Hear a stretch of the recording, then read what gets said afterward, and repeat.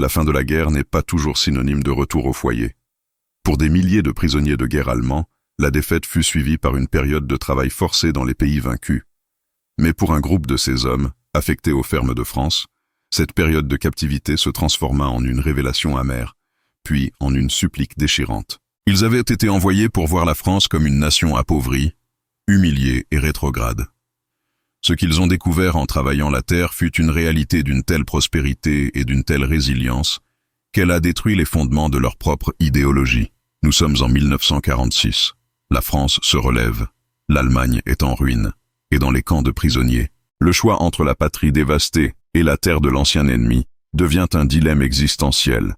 C'est l'histoire d'hommes qui, après avoir combattu pour le Reich, ont supplié de rester dans la nation qu'ils étaient venus asservir, simplement parce que ces champs leur offraient un meilleur avenir. Mais avant d'entendre le récit de ce choix déchirant, nous vous demandons un geste de soutien. Ces histoires, qui révèlent les vérités inattendues de l'histoire, méritent d'être racontées. Si cette perspective unique sur l'après-guerre vous touche, n'hésitez pas à cliquer sur « J'aime ». Votre soutien nous est vital. Si vous êtes nouveau sur notre chaîne, abonnez-vous pour ne manquer aucun de ces chapitres oubliés. Enfin, dites-nous de quel pays et de quelle ville vous regardez ce récit en commentaire. Montrez-nous que l'humanité de l'histoire transcende les frontières. Le convoi de prisonniers de guerre, dirigé par le Feldwebel, sergent-chef Erich Hoffmann, arriva dans la campagne bourguignonne à la fin de l'année 1945. Hoffmann et ses hommes, d'anciens soldats ayant combattu dans les Panzers, étaient fatigués et désabusés. Ils s'attendaient à la haine des Français, à la famine et au travail dans des conditions primitives. Leur esprit, encore marqué par la propagande nazie, était prêt à accepter la misère du vaincu, mais pas la prospérité du vainqueur. Ils furent affectés à la ferme de la famille Lemaître, une exploitation moyenne mais remarquablement diversifiée. Vignes, bétail et champs de céréales. Le premier choc ne fut pas la haine, car les Lemaître étaient réservés mais corrects, mais l'infrastructure. Les prisonniers remarquèrent immédiatement l'état impeccable du matériel agricole, la solidité des granges, et surtout, l'abondance relative qui régnait. La cuisine de Madame Lemaître exhalait des odeurs de cuisine française qui contrastaient violemment avec les rations militaires allemandes et les récits de disette qu'ils avaient connus en fin de guerre. Mais le plus grand choc vint d'une découverte inattendue dans la grande grange. Dans un coin bien protégé se trouvait une moissonneuse-batteuse automotrice relativement récente.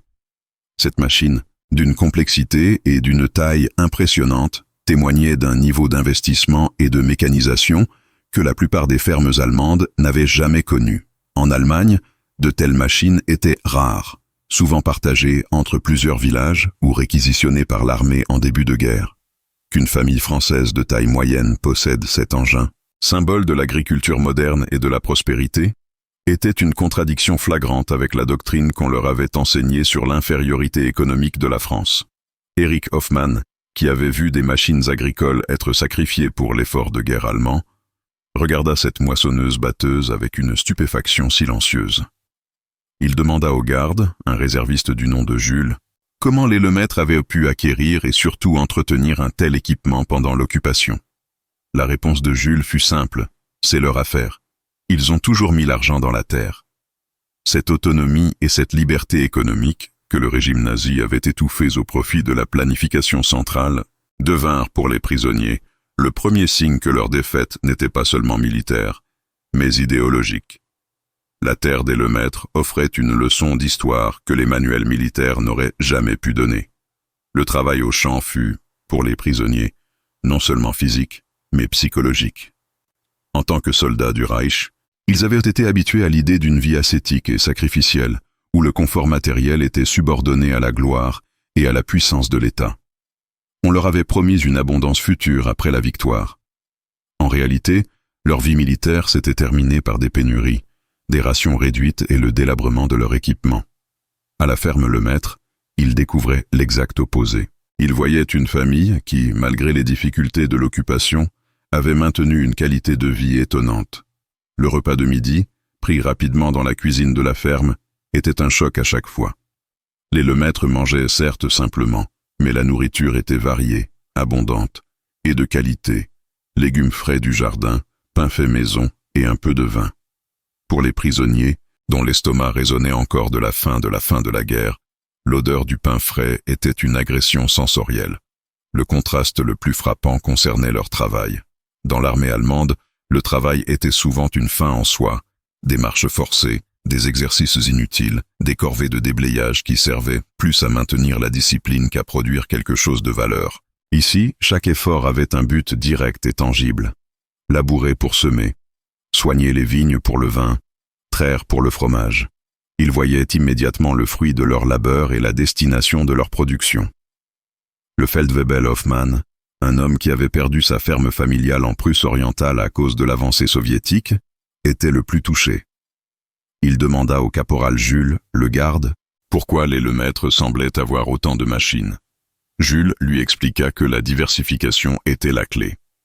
La moissonneuse-batteuse servait pour les céréales, les 2 tracteurs plus petits pour les vignes et le transport, et la famille élevait également des vaches pour le lait et le fromage. Il ne s'agissait pas de luxe, mais d'une stratégie de survie économique pour garantir l'autonomie en cas de mauvaise récolte ou de réquisition d'un produit spécifique. Hoffmann comprit alors la fragilité de la vie qu'il avait menée. Il avait vécu dans une illusion de puissance militaire, risquant sa vie pour un État qui ne pouvait même pas garantir à ses citoyens des outils agricoles de base ou des repas décents. Les Lemaître, eux, n'avaient pas de panzer, mais ils avaient la moissonneuse-batteuse, la terre et l'autonomie. Ils étaient les vrais vainqueurs de la guerre économique. Cette révélation, que l'ennemi était plus prospère et mieux organisé dans son quotidien que le soldat vainqueur ne l'avait jamais été, fut le premier pas vers la supplique. Le désir de retour en Allemagne commença à s'estomper, remplacé par une curiosité brûlante. Comment pouvait-on vivre ainsi? Le travail quotidien à la ferme Lemaître révéla aux prisonniers allemands que la prospérité qu'ils avaient observée n'était pas le fruit du hasard, mais celui d'une expertise agricole méticuleuse et ancienne. Les tâches qui leur étaient assignées les confrontaient directement à des techniques qu'ils n'auraient jamais imaginées. Par exemple, lorsqu'ils furent envoyés travailler dans la vigne, la rigueur et la patience nécessaires pour la taille des ceps et le palissage les sidérèrent. Pour le soldat Heinz Müller, un jeune homme originaire d'une région où l'agriculture était souvent monoculture, la complexité de l'entretien de la vigne, où chaque coupe et chaque soutien étaient calculés pour maximiser la qualité du fruit et la longévité de la plante, était une révélation. Les Lemaître, qui avaient d'abord été perçus comme des paysans simples, se révélèrent être des ingénieurs agronomes intuitifs. Le père Lemaître expliqua au Feldwebel Hoffmann, par l'intermédiaire du garde Jules, que le secret de la ferme résidait dans la diversification. Si les céréales, là où la moissonneuse-batteuse régnait, offraient la masse, les vignes et le bétail offraient la valeur ajoutée et la sécurité. En cas de mauvaise année pour le blé, le vin ou le fromage garantissaient la survie économique de la famille. Cette stratégie, fondée sur l'autonomie et la minimisation des risques, contrastait violemment avec la doctrine allemande du tout ou rien, qui avait mené leur propre pays à la ruine totale. L'une des leçons les plus marquantes fut celle de l'utilisation des outils. Les prisonniers remarquèrent que M. Lemaître conservait des outils manuels anciens, des charrues de petite taille et même des chevaux. Ils pensaient que c'était le signe de l'archaïsme. Mais Lemaître leur expliqua que la vieille charrue était utilisée pour travailler la terre en bordure de vigne, là où les machines lourdes ne pouvaient pas passer sans détruire les ceps. Le cheval servait à transporter les fûts de vin dans les passages trop étroits. La mécanisation n'avait pas remplacé l'ancien savoir-faire, elle l'avait complété. L'efficacité, en France, n'était pas la standardisation, mais l'adaptation intelligente. Le Feldwebel Hoffmann, qui avait initialement ressenti de la honte à travailler la terre, commença à ressentir un respect professionnel profond. Il se rapprocha du jeune fils Lemaître, Antoine, et commença à poser des questions techniques sur l'irrigation, la gestion des sols calcaires et le calendrier des cultures. Il réalisa que ces techniques, transmises de génération en génération, représentaient un capital immatériel que l'Allemagne, dans sa course à la domination militaire, avait délibérément ignoré et détruit. L'ancienne notion de supériorité allemande se brisait non pas sous les balles, mais sous le poids de la connaissance paysanne française. Il y avait, dans cette terre, une promesse de stabilité et d'abondance que le Reich n'avait jamais pu offrir. Au fil des mois de travail à la ferme, le contraste entre la réalité française et la réalité allemande devint intolérable, accentuée par les rares courriers que les prisonniers recevaient d'Allemagne. Les lettres étaient des témoignages de désolation, les villes réduites en cendres, les pénuries chroniques, le froid, la faim et le chaos politique de l'occupation alliée. La femme d'Erich Hoffmann lui écrivait que leur petite maison en Prusse orientale avait été rasée, que ses parents étaient dispersés et qu'elle luttait pour nourrir leurs enfants. La promesse d'un avenir radieux faite par le Reich s'était transformée en poussière et en ruine. Cette douleur était exacerbée par la vie qu'ils menaient chez les Lemaître. Ils étaient des prisonniers, certes, mais ils vivaient dans un environnement de stabilité et d'abondance relative. Le soir, après le travail, ils regardaient, à travers la fenêtre de la grange, la lumière chaude filtrée de la cuisine des Lemaître. Ils entendaient les rires des enfants, le bruit des couverts, le murmure des conversations. Ils voyaient une famille intacte, unie par la terre et le travail. Ce spectacle, banal pour les Français, était pour Hoffmann et ses hommes un luxe inestimable. Dans leur esprit, la vision de l'Allemagne, c'était la faim, l'idéologie morte et les ruines. La France, c'était le pain, le vin, la chaleur humaine et surtout, l'outil de production intact. Un soir, Hoffmann confia à Müller, le jeune soldat, « Nous avons tout donné pour la patrie, nous avons sacrifié nos foyers pour l'idée d'un empire. Mais regarde, le foyer, la vraie richesse, il est ici. Ce que nous cherchions à construire, les Français l'avaient déjà. » L'amertume de cette réalisation était profonde. Ils avaient été dupés. Ils avaient risqué leur vie pour détruire ce qu'ils désiraient le plus, la paix, la stabilité et la prospérité rurale. Le confort simple de la ferme. Lemaître était la preuve vivante de la résilience culturelle française. Malgré 4 ans d'occupation et la réquisition, le foyer, le savoir-faire agricole et l'investissement dans l'outil de travail, la moissonneuse-batteuse était restée cachée et entretenue, avait survécu. Ces hommes, qui avaient été des instruments de destruction, se rendaient compte que leur propre pays n'avait pas protégé ses citoyens avec la même efficacité que cette simple famille française. Leur service militaire s'était avéré être une trahison de leurs propres intérêts familiaux. Le désir de rentrer s'effaçait, remplacé par une conviction grandissante. L'Allemagne n'avait plus rien à leur offrir, à part des ruines et des dettes. La seule chance de reconstruire leur vie, de retrouver un semblant de foyer, se trouvait là, sur cette terre ennemie, où l'on valorisait le travail, l'outil et, paradoxalement, la vie humaine. Le rêve du retour s'est transformé en cauchemar et l'ancien ennemi est devenu l'unique espoir de salut. La période de travail des prisonniers de guerre allemands arrivait à sa fin. Les rumeurs de rapatriement commençaient à circuler dans le camp, déclenchant chez les hommes de la ferme Lemaître non pas la joie anticipée, mais une angoisse palpable. Pour le Feldwebel Erich Hoffmann et ses camarades, l'idée de retourner dans le chaos de l'Allemagne, où ils n'avaient plus de foyer ni de perspective, était devenue insupportable. Ils avaient trouvé en France une dignité dans le travail et un modèle de vie qu'ils ne pouvaient abandonner. Hoffmann, après de longues discussions avec ses hommes, se résolut à l'acte le plus audacieux de sa captivité. Il demanda officiellement à être reçu par l'officier de liaison français, le lieutenant Marchand, pour présenter une requête extraordinaire. Le jour de l'entrevue, Hoffmann se présenta au bureau de Marchand, non pas en uniforme de soldat, mais dans ses vêtements de travail salis par la terre bourguignonne, symbolisant sa nouvelle identité. Marchand, un homme pragmatique et fatigué par les formalités de l'après-guerre, s'attendait à une plainte concernant les rations ou le travail. Il fut stupéfait par la requête d'Hoffmann, traduite par un interprète. « Mon lieutenant, mes hommes et moi demandons formellement à ne pas être rapatriés. Nous demandons l'autorisation de rester en France et de nous engager comme main-d'œuvre civile libre au service des agriculteurs français. » L'officier fronça les sourcils. C'était la première fois qu'une telle demande était formulée avec une telle intensité et par un groupe aussi conséquent. « Sergent, votre patrie a besoin de bras pour se reconstruire. Vous êtes allemand. Vous avez le droit de rentrer chez vous. » Hoffmann répondit avec une émotion qui transcendait la barrière de la langue. « Mon lieutenant, notre patrie est en ruine et ne nous offre que la faim et le désespoir. Notre idéologie était un mensonge. Ici, chez les Lemaître, nous avons trouvé la vérité, la valeur du travail et la stabilité. Nous avons vu la moissonneuse-batteuse, la terre bien entretenue, la sécurité de la famille. Ce que nous cherchions à construire par la force, vous l'avez maintenu par le labeur. Nous ne sommes plus des soldats.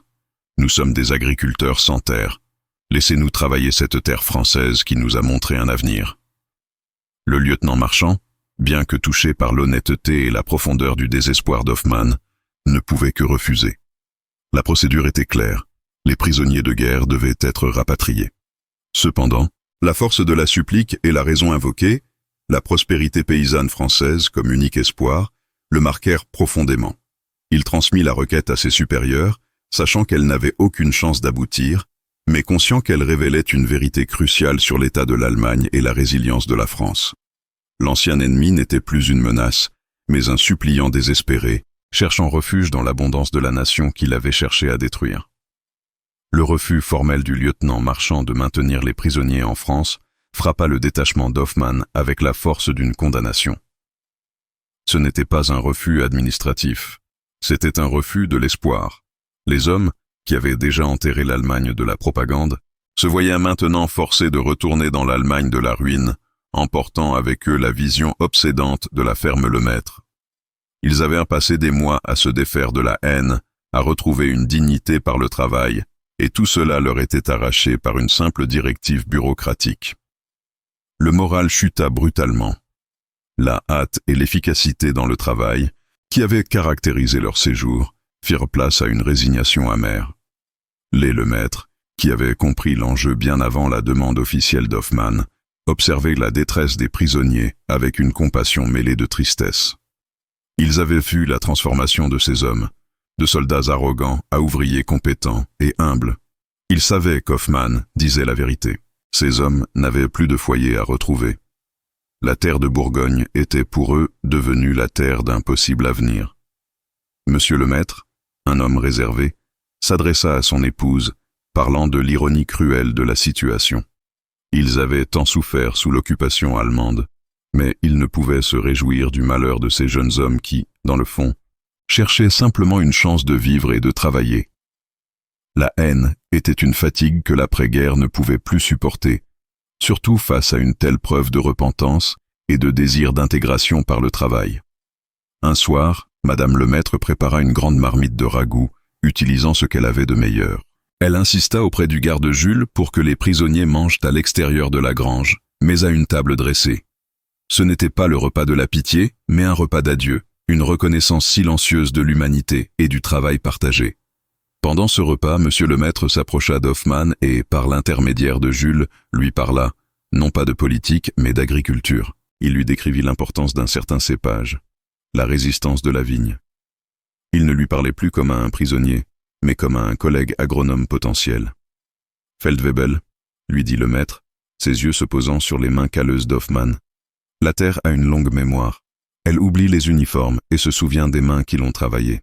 Quand vous rentrerez en Allemagne, vous emporterez avec vous le savoir-faire de cette terre. Vous avez vu ce que nous avons ici. Vous avez vu que la vraie force n'est pas dans le panzer, mais dans la moissonneuse-batteuse. N'oubliez jamais ça. Ce discours n'était pas une consolation, mais une promesse. Même si le corps devait quitter la France, l'esprit et la compétence qu'ils avaient acquis resteraient. C'était un encouragement à appliquer les leçons de la prospérité française à la reconstruction de leur propre vie. Hoffmann écouta, les larmes aux yeux. Il avait compris la subtilité de Lemaître. Le paysan ne pouvait pas leur offrir la citoyenneté, mais il leur offrait la connaissance et le respect. C'est cette promesse de la terre, cette preuve que l'effort et l'ingéniosité sont les seules richesses durables qui deviendraient le moteur de leur survie future. Le départ était imminent, mais la France avait réussi à leur donner une chose que la guerre ne pouvait leur prendre, la vision d'une vie meilleure, ancrée dans la terre. Le matin du départ, un silence inhabituel régnait à la ferme. Les prisonniers d'Hoffmann avaient rassemblé leurs maigres possessions, dont le plus précieux était désormais leur petit pécule, et surtout, les carnets remplis de notes techniques sur les méthodes des Lemaître. Ils s'alignèrent devant le hangar, là où trônait la moissonneuse-batteuse, cette machine qui avait été la première source de leur émerveillement. Le garde Jules vint les chercher, mais avant de les emmener, Monsieur Lemaître sortit de la ferme avec une petite sacoche de toile à la main. Il s'approcha d'Eric Hoffmann et, sans un mot, lui tendit la sacoche. Hoffmann l'ouvrit. Elle contenait un pain frais, du fromage de chèvre fait maison, une bouteille de vin de la propriété et, au fond, une poignée de graines de semences rares et sélectionnées par la famille pour leur robustesse et leur rendement. Feldwebel, dit monsieur le maître, sa voix grave brisant le silence. Vous partez dans un pays en ruine. Le pain et le vin vous aideront sur la route, mais les graines... Il pointa du doigt la poignée de semences. La terre allemande a faim. Quand vous rentrerez, n'oubliez pas ce que vous avez appris ici. L'uniforme est poudre, mais la terre est éternelle. Ces graines, elles ont grandi sur notre terre, mais elles pousseront chez vous, si vous y mettez le même soin. Prenez ce savoir-faire. Il est plus précieux que tout l'or. Ce geste, d'une générosité et d'une confiance inouïe, donner des semences rares à l'ancien ennemi pour qu'il reconstruise son propre sol, acheva de détruire les derniers vestiges de la haine et du cynisme chez les prisonniers. C'était un acte de foi dans l'avenir et dans la primauté de l'agriculture sur la guerre. Hoffmann se sentit submergé. Il ne pouvait pas accepter l'argent du marché noir ou des faveurs, mais il accepta la sacoche de semences avec une solennité quasi religieuse. C'était le véritable trophée de sa captivité. Le trajet de retour vers le camp de transit fut sombre. Les hommes ne parlaient pas des batailles passées, mais de la machine, de la vigne et des graines. Ils se faisaient la promesse solennelle de veiller sur ces semences comme sur un trésor, car elles représentaient le seul avenir tangible qu'ils possédaient. À leur arrivée au camp, leur transformation frappa les autres prisonniers. Hoffmann et ses hommes ne se lamentaient pas. Ils étaient animés par un objectif clair. Le récit de leur supplique pour rester en France, de la moissonneuse-batteuse, et surtout, du cadeau des semences, se répandit rapidement. Cette histoire devint la plus puissante des rumeurs, se propageant dans les baraquements. La France n'était pas un pays pauvre, mais une nation qui avait conservé sa richesse dans la terre. La véritable voie vers la reconstruction n'était pas la haine ou la revanche, mais la terre fertile de la France et l'ingéniosité de ses paysans. Le désir de rester dans le sud de la France devint, pour de nombreux prisonniers, le symbole d'une vie qui avait un sens. L'histoire des Lemaître et du cadeau des semences a donné un nouveau souffle, mais aussi une nouvelle urgence, à la détermination d'Erich Hoffmann. Conscient que son premier plaidoyer avait été rejeté pour des raisons bureaucratiques, il organisa une pétition signée par la majorité de son ancien détachement. Le document était rédigé avec une clarté et une rationalité étonnantes, évitant toute rhétorique émotionnelle. Il ne demandait pas la pitié, mais offrait un marché. La pétition soulignait leur valeur économique pour la France. Il mettait en avant leur connaissance de l'agriculture bourguignonne, leur expertise en maintenance mécanique, particulièrement sur la moissonneuse-batteuse et les tracteurs des Lemaître, et leur capacité à travailler sans relâche avec une motivation basée sur la performance individuelle. Il proposait de travailler sous contrat civil pour un salaire juste, s'engageant à ne pas rentrer en Allemagne pendant au moins 5 ans. Ils arguèrent que leurs compétences étaient plus utiles à la reconstruction de la France qu'à la ruine de leur propre pays. Leur argument final était un paradoxe poignant. Nous sommes de meilleurs travailleurs pour la France que nous ne pourrions l'être pour l'Allemagne en ce moment. Laissez-nous contribuer là où nous sommes le plus productifs. Cette pétition fit le tour des bureaux. Le lieutenant Marchand, qui y était favorable, la transmit à l'autorité supérieure, insistant sur le fait que la demande n'était pas un acte de trahison ou de lâcheté, mais le résultat d'une rééducation psychologique et économique réussie. Il y avait là une ironie amère. La France venait de démontrer l'échec total de l'idéologie nazie en transformant des soldats fanatiques en agriculteurs avides de travail, mais elle devait maintenant les renvoyer dans le chaos qui risquait de réactiver leurs anciens démons. Cependant, les impératifs politiques et logistiques de l'après-guerre étaient implacables. Les Alliés et le gouvernement français avaient signé des accords de rapatriement stricts pour vider les camps et forcer les anciens combattants allemands à participer à la reconstruction de leur propre pays.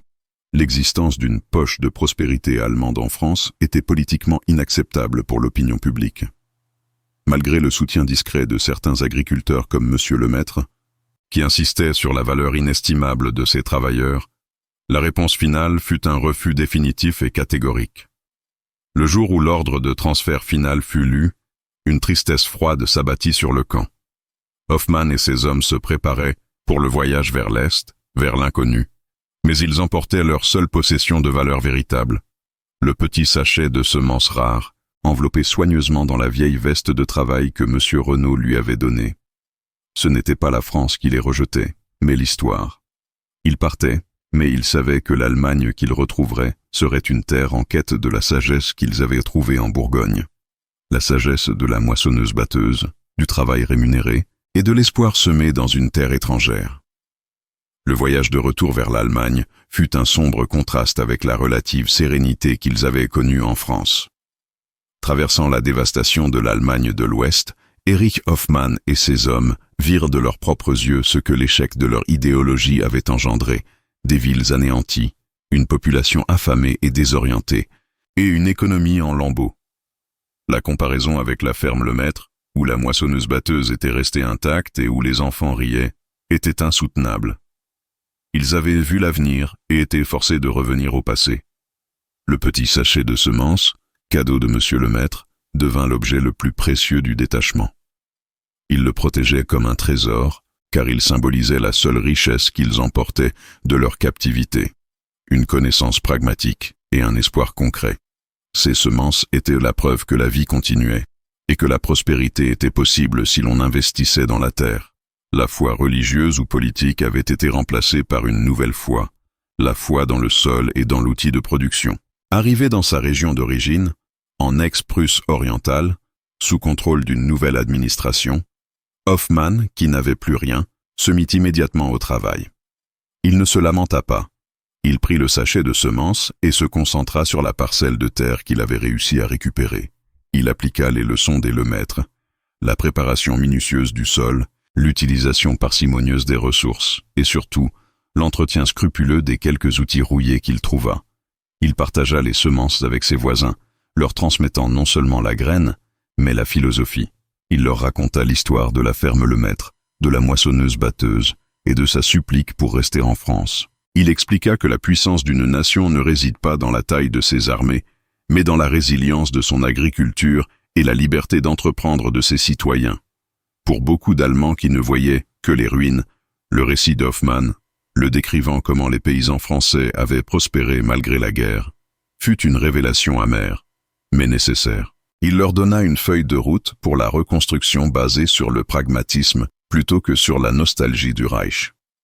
Le geste des prisonniers, suppliant de rester en France, devint pour l'histoire un symbole fort. La preuve que la liberté et la prospérité économique d'un pays peuvent désarmer l'esprit d'un ennemi plus efficacement que n'importe quelle sanction.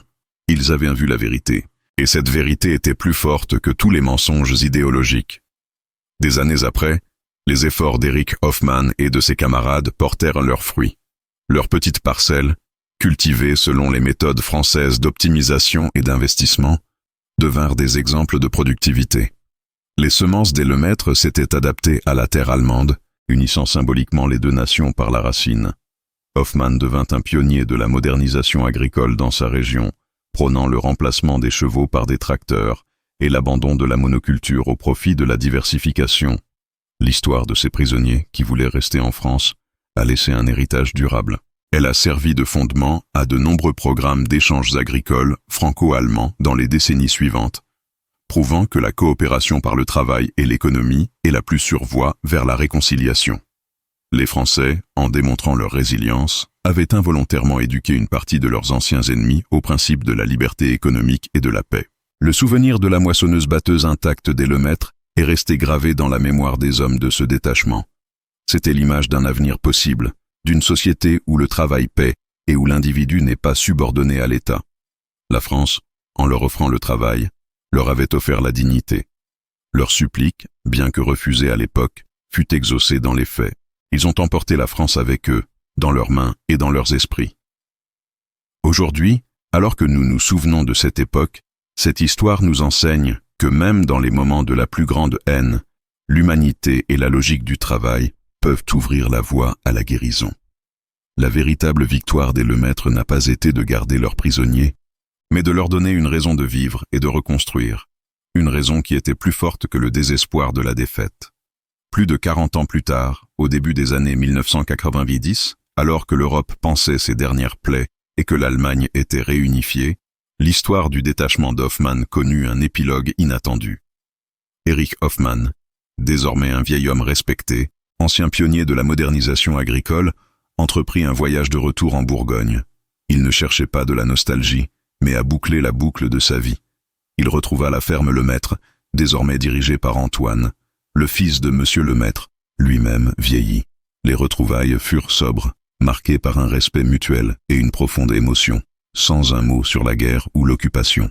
Hoffmann s'inclina devant la moissonneuse-batteuse, qui était toujours là, remplacée par un modèle plus moderne, mais conservé dans la grange comme une relique. Puis, il remit à Antoine un petit sachet de toile, presque identique à celui que son père lui avait donné. Il contenait des graines issues des dernières récoltes de ses propres champs en Allemagne.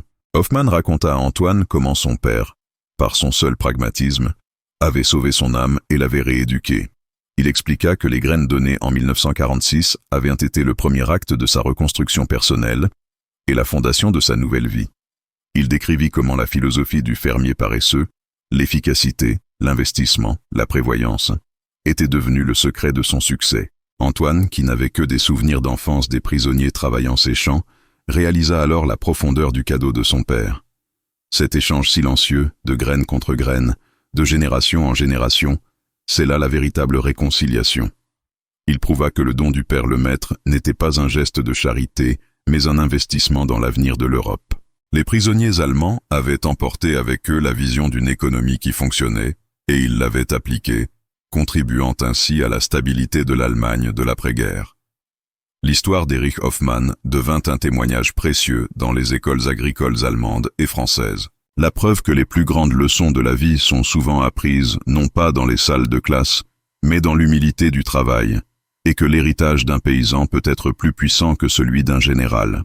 La supplique pour rester en France fut, finalement, exaucée dans le sol allemand, où les semences de l'espoir français ont continué de croître. L'histoire des prisonniers d'Erich Hoffmann et de la ferme Le Maître s'est éteinte avec le temps, devenant un murmure dans les vastes archives de l'histoire de la guerre. Pourtant, son héritage perdure, non pas dans les monuments de pierre, mais dans la philosophie de la reconstruction allemande d'après-guerre. Ce groupe d'hommes, forcés de voir la prospérité qu'ils avaient cherché à détruire, a emporté une conviction plus forte que n'importe quelle médaille. Le salut résidait dans l'humilité de l'effort et la rationalité de l'investissement. La véritable leçon de cette captivité fut la réparation de l'âme, accomplie non par la rééducation forcée, mais par la simple exposition à une vie digne. Hoffmann et ses camarades avaient été soignés de l'idéologie par le travail significatif. Un travail qui les récompensait directement et leur permettait d'aider leur famille, rétablissant ainsi leur identité d'hommes et de pourvoyeurs. Les Lemaître, sans jamais chercher la revanche, avaient remporté la plus grande des victoires, celle de démontrer la supériorité de la vie civile, prospère et libre, sur l'efficacité brutale de la machine militaire. Aujourd'hui, l'histoire de ces semences françaises poussant sur le sol allemand symbolise la profondeur de la réconciliation. Elle rappelle que le chemin vers la paix durable est souvent pavé d'actes individuels de générosité et de vérité économique. Ces hommes ont pu reconstruire une nouvelle Allemagne, non pas en reniant leur passé, mais en adoptant les valeurs de l'ennemi qu'ils avaient méprisées. La prévoyance, l'attachement à la terre et la liberté d'entreprendre. Le chapitre de la guerre est clos. Mais l'histoire d'Erich Hoffmann et des Lemaître reste un témoignage puissant. Dans le chaos de la défaite, l'espoir peut être trouvé dans une moissonneuse-batteuse et la dignité peut être regagnée dans la terre.